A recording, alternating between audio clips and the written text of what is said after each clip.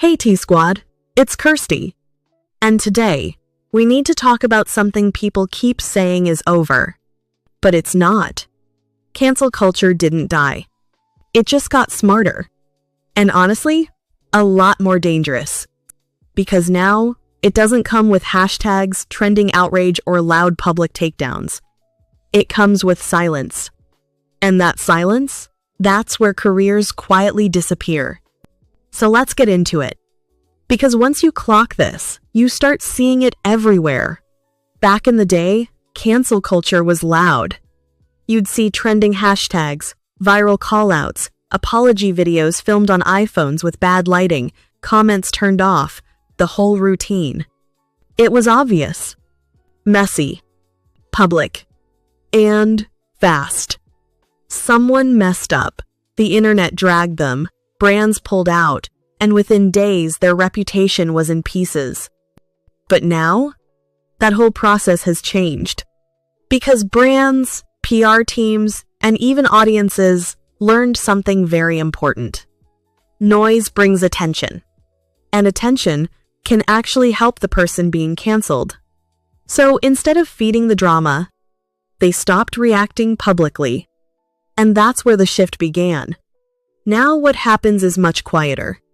There's no big announcement. No official statement. No dramatic "we no longer support this individual." Instead, deals just don't get renewed.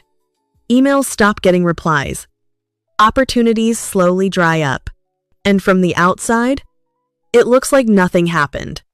But behind the scenes, everything changed. And this is what people aren't talking about enough. Because if you're not paying attention closely, you'll miss it. A creator might still be posting, still getting views, still acting like everything is normal. But their brand deals? Gone. Their invites? Gone. Their industry connections? Slowly disappearing. This is what we call quiet blacklisting. And it's way more common than people think. Because for brands, it's safer. There's no backlash, no headlines, no risk of being dragged into drama. They just distance themselves, silently.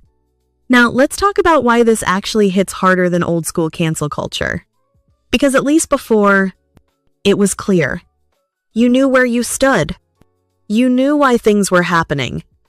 And sometimes, you could even recover. Do an apology. Lay low for a bit. Come back with a redemption arc. But now, there's no clear moment. No defined cancellation. Which means there's nothing to respond to. Nothing to fix publicly. And no obvious path to come back. And this is where it gets tricky. Because audiences are also changing. People aren't as quick to jump on hate trains anymore. But that doesn't mean they forget. Or forgive. They just disengage. They stop watching. Stop supporting. Stop caring. And in this industry, that's worse. Because attention is currency. And once that drops, everything else follows. Now, let's get into the role brands play in all of this. Because, make no mistake, they are watching everything. Every controversy. Every comment section. Every shift in public opinion. But instead of reacting loudly, they move strategically. They'll finish current contracts quietly, avoid renewing deals, and start working with someone else who feels safer. No drama. No risk. No headlines. And here's the part people really underestimate. This doesn't just happen to problematic creators. It can happen to anyone. All it takes is a few bad headlines, a messy situation, or even just a shift in public perception. Because brands don't just care about who you are. They care about how you're seen. Now, let's talk about redemption. Because, yes, it still exists. But it's harder now. Before, a public apology could shift things. Now, it's not enough. Because the damage isn't loud anymore. It's quiet.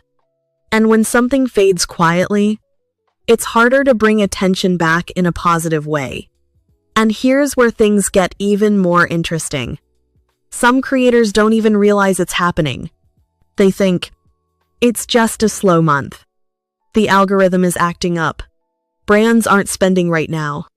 When in reality, they've been quietly cut off. And the scariest part? There's no notification. No email saying, you've been blacklisted.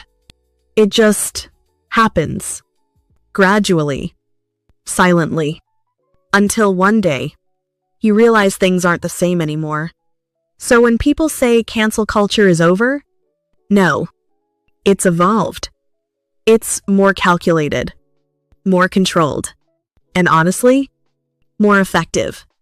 Because now, it doesn't just damage reputations, it removes relevance. And in the world of social media, relevance is everything. Lose that, and you lose the game. So the real question is this better or worse? Because on one hand, it avoids the chaos, the pile-ons, the public dragging. But on the other, it creates a system where people can be pushed out without explanation, without accountability, and without a chance to respond. And that's the tea people aren't talking about. Because it's not trending. It's not loud. It doesn't make headlines. But it's happening. Every day. Behind the scenes. So next time you notice a creator slowly fading, not flopping overnight, just disappearing quietly, now you know. That might not be the algorithm. That might be something a lot more calculated. And I want to know what you think. Do you think this new version is better? Or way worse? Because personally, I think it's a lot more strategic and a lot more ruthless. Like and subscribe, and keep sipping that tea.